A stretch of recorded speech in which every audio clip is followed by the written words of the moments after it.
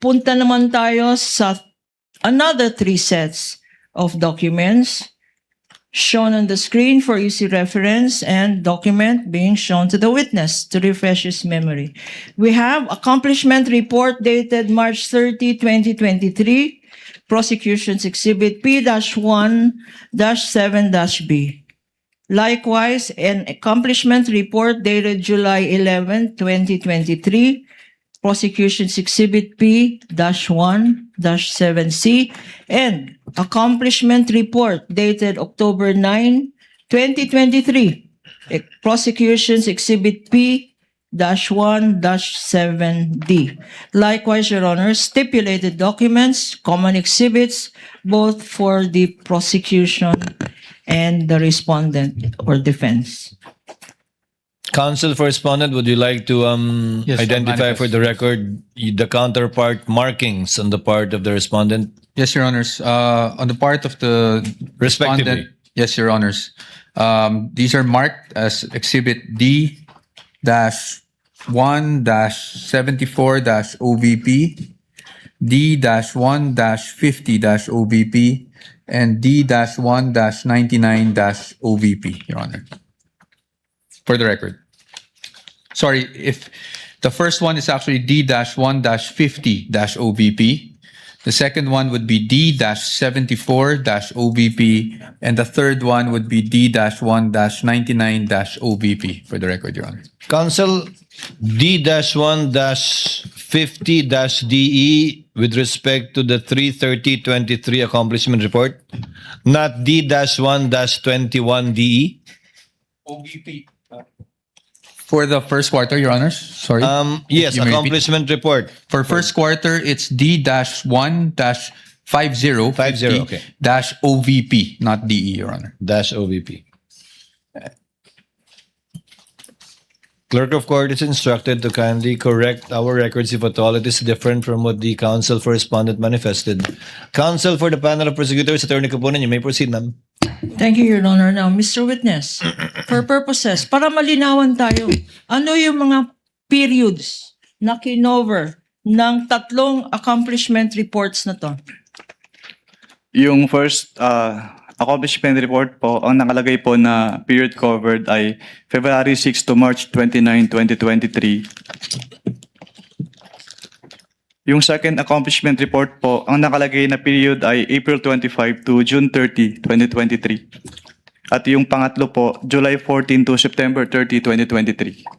So, 3 quarters ng Office of the Vice President. Tama. Yes, ma'am. Okay.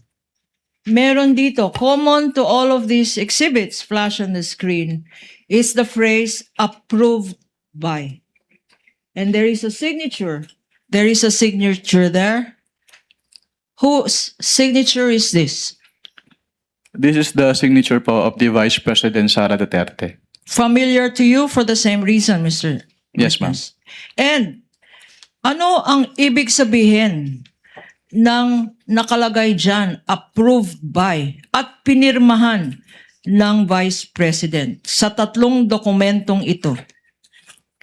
Ang ibig sabihin po nito ay inapprove niya kung ano man po yung contents ng kanilang quarterly accomplishment reports. Na-approve ng Vice President mismo. Yes, ma'am. Okay. Now,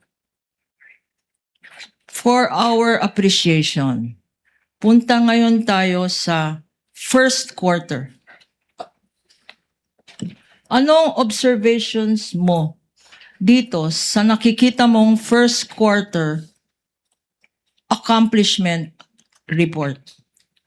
Based on this first quarter accomplishment report, meron pong 2 items dito na hindi kasama dun sa allowable confidential expenses under item 4.8 of the Joint Circular 2015-01. Anong ibig sabihin ng hindi allowable? Bawal? Bawal ba? Opo, kasi yung listahan po ng allowable confidential expenses under 4.8 ng Joint Circular ay exclusive. So kapag hindi po kasama doon, hindi po pwedeng paggapitan ng kanilang confidential fund. Aside from itong sinasabi mong bawal na paggamit ng confidential fund appearing in this document, meron ka pa bang ibang observation? Meron din pong line item for the payment of reward under item B po nung kanilang actual outcome and accomplishment, at wala po silang sinubmit na any document evidencing the success of the information gathering or surveillance activities on account of the information given by the informer as required po under item 4.8.5 of the joint circular. So itong linalagay dyan ng payment of reward, ang sinasabi mo, Mr. Witness, based on the joint circular, violation ba ito? Yes, ma'am, that is a violation po. Bakit ulit violation itong nakalagay dyan? Violation po siya since hindi po siya compliant dun sa conditions ng payment of reward, which is yung dapat meron po siyang supporting document evidencing the success of the information gathering or surveillance activities on account po ng information given by the informer. Sa lahat ng mga liquidation documents na binigay sa'yo or sinubmit sa office ng COA ICFAO, wala bang any dokumento na nagpapatunay na ang rewards na binigay sa informant ay nag-result ng successful activity? Based on their submissions po, wala po, ma'am. Meron pa bang observation dito?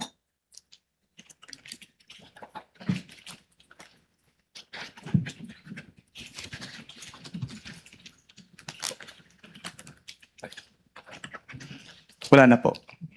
Punta naman tayo sa accomplishment report ng second quarter. Exhibit P-1-7C. Any observations? Ano naman ang masasabi mo dito sa accomplishment report na inapprove mismo ng Vice President Sara Duterte? Katulad po nung naunang accomplishment report, meron din po silang line items for provision of medical and food aid at payments of incentive or traveling relative to the confidential operations na hindi po among the allowable confidential expenses under item 4.8 of the Joint Circular 2015-01. Sinabi mo na meron nakalagay dyan medicines. Bakit sinabi mo na bawal o hindi allowed ito Dahil sa hindi, joint circular? hindi po siya kasama dun sa exclusive list of allowable confidential expenses under item 4.8 po. Ano pa ang na-observe mo dito? Meron din pong line item for the payment of reward for 12 million pesos, pero hindi po siya suportado ng any document evidencing. Your Honor, objection. I beg the indulgence of the... What is the objection of counsel? Your Honor, I gave some leeway earlier to the witness, but we moved to strike out the witness, strike out the answer of the witness as far as the payment of reward is concerned.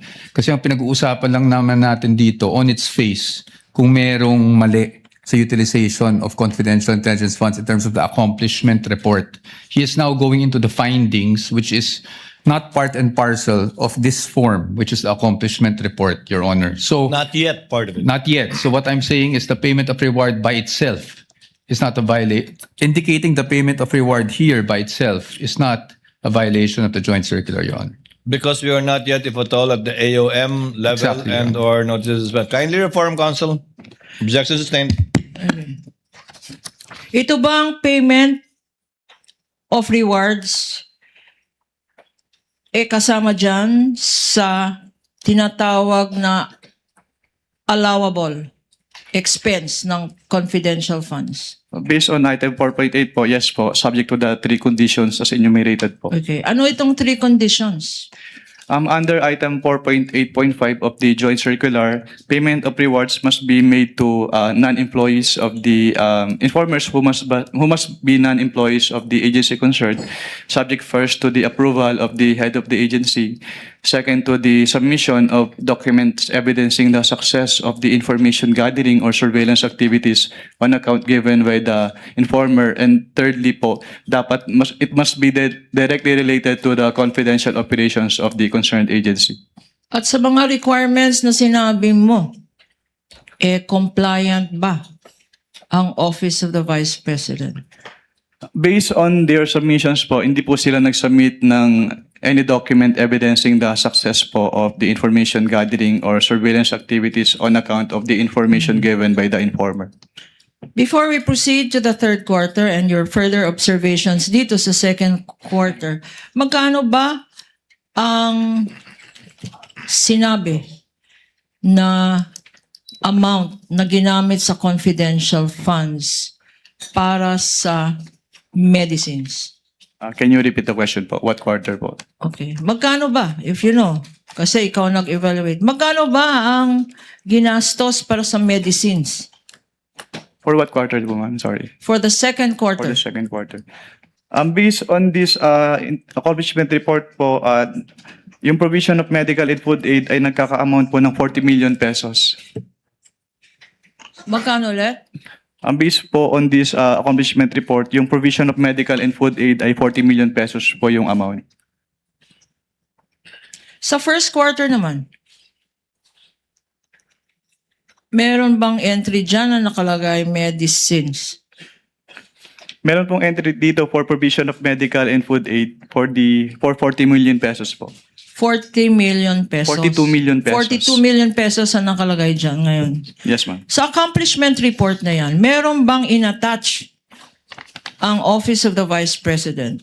First and second quarter na in-identify, meron ba siyang inattach mga dokumento na nagpapatunay na ginastos talaga yung 42 million na yan for the first quarter and 10 million na yan for the second quarter for medicines alone, Mr. Witness? Meron bang attachment itong accomplishment report na sinubmit?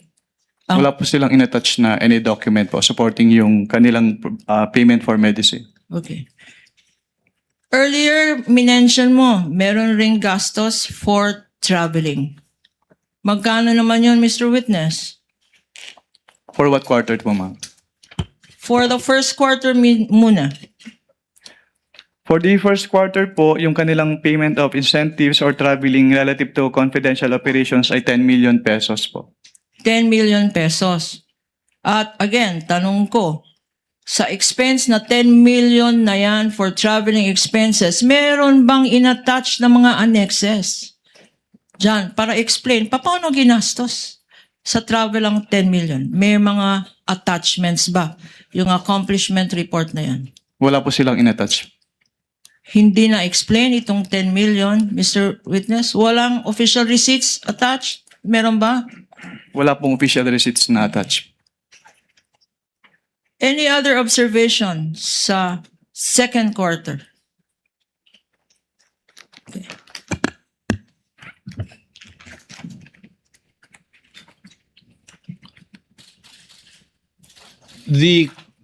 There you go. Okay. Same lang po with the first quarter yung findings po dito. Sa third quarter naman po tayo pumunta. Exhibit P-1-17.7-D. What are your observations? Ano naman ang masasabi mo dito sa accomplishment report ng Vice President?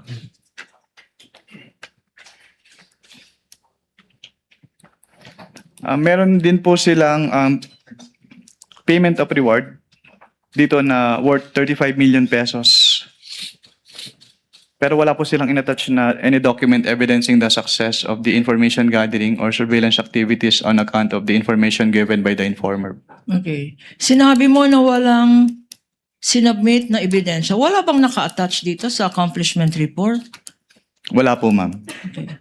Walang report on success of the surveillance activity? Wala po. And, sa pagkaalam mo, and based on your evaluation of the provisions of the joint circular, compliance audit ito, compliant ba ito?